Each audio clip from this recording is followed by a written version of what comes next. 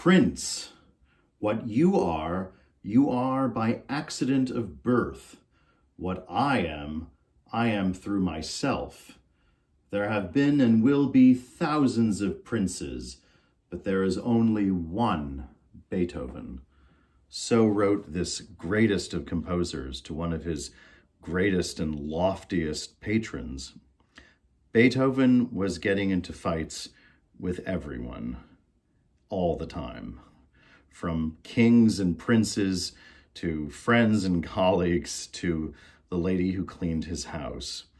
But when Beethoven was amid nature, he was a man at peace. And so it makes perfect sense that after the heroic idealism of the Eroica Symphony, his third essay in the genre, after the profound personal struggle of the Symphony No. 5, whether you believe it or not, fate knocking at the door, he would write this Symphony No. 6, the Pastorale, which he himself called Recollections of the Countryside, but more an expression of feeling than painting. The Beethoven Pastorale is everything the Eroica and the Fifth Symphony are not. Here is all gentle reflection. But in its own way, the work is quite radical because it is one of the very first examples we have in a symphony, perhaps the very first, notwithstanding those curious middle period symphonies of his teacher, Joseph Haydn, written in the 1760s and 70s, taken from incidental music to plays. Here by Beethoven is the first outright example of a programmatic symphony, a symphony that is inherently meant to the listener to describe something. Now, as I said, Beethoven loved his walks in the country. It's where he actually often composed his musical works in his head while he was going for one of his many, many walks. And you have to remember, in those days of the first decade of the 19th century, the countryside outside Vienna was literally just outside of Vienna. Shepherds were still herding their flocks on the city limits.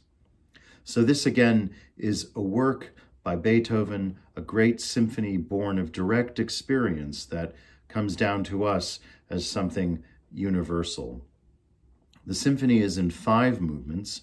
The first of them he describes as the awakening of cheerful feelings on the arrival in the countryside. It is a perfect essay in sonata form in which all of the thematic material is based on this simple collection of notes you'll hear at the very beginning. In and of itself, a miracle. The second movement is the immortal Scene by the Brook. Here is musical tone painting by Beethoven to a point of almost a Zen-like sense of inner peace.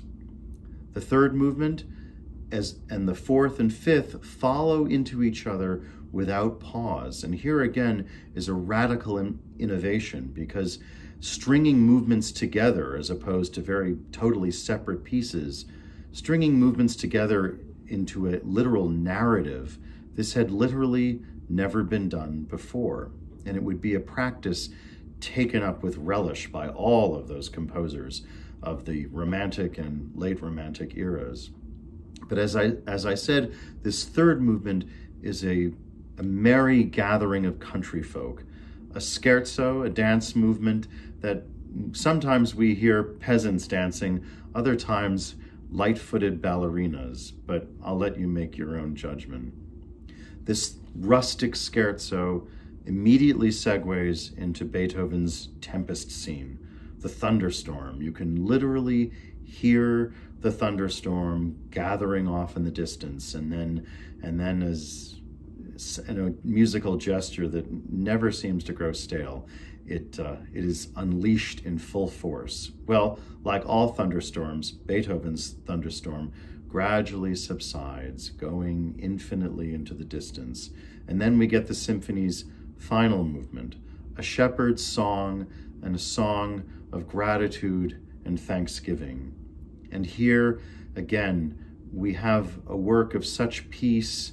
it is not really a finale so much as a kind of pantheistic hymn, a symphonic finale that in itself is a kind of religious experience. And in this last movement of Beethoven's Pastoral, he will give us a foretaste of what will be to come at the very end of his career, at the very end of his Missa Solemnis. But for now, Beethoven's Symphony No. 6 in F major, the Pastoral, here played by, I think, the greatest collection of young musicians in the world, gathered together by the great Israeli maestro Daniel Barenboim, the East-Western Divan Orchestra that consciously brings together young musicians from Israel and throughout the Arab world.